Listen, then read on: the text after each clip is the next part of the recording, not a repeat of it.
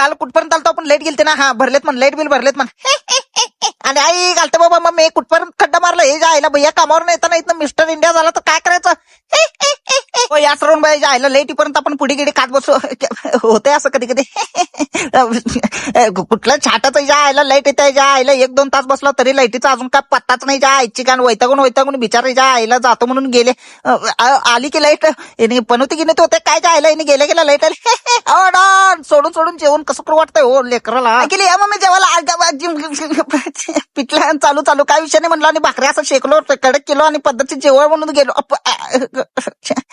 बडे बाई तू बी सोडून असं एक दिवशी घर सोडून गेलो ना तेव्हा कटायच्या आईला छळ व्हायला माझं आईला मला राहायचंच नाही. एक तिकडे बसलं एक इकडे बारकं कुठं गच्चीवर गेलं काय. पद्धतशीर वरता उडून झाल्यानंतर श्रवणबाई आला. अरे बापरे चिप्स गिप्स घेऊन आला. धन्यवाद. अरे बापरे घ्या तुम्ही आणलेलं तुम्हीच बघाला. लगी घेता द्या इकडं. आणि जेवण करून जावं म्हणाल तर जायला पण घरात जेवण बनवलं घरी जाऊन जेवण करतो म्हणले. बरोबर चालतंय हळू जावं म्हणलं. श्रवण भैया गेल्यानंतर भैया अजून छोटं भाऊ काय करायला थांबायचं नाही गड्या थांबायचं नाही घाबरायचं नाही आता घाबरायचं नाही गड्ड्या मला त्याच्या आईला गाडी शिकताना पडून मोडायचे तुमच्या हड्ड्या. मोडले काय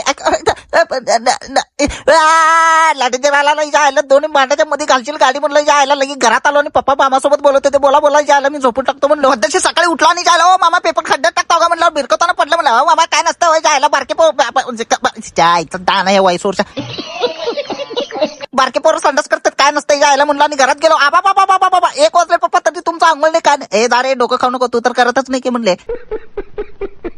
पा झाले अंघोळ बघा इकडं.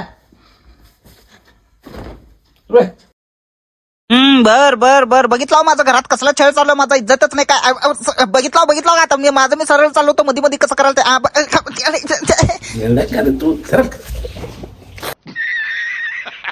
थोड्या वेळाने पद्धतशीर पुढे गिडी खात बाहेर बसलो आणि तेवढं तर छोटे बोलू काय म्हणता निवाद या इकडे.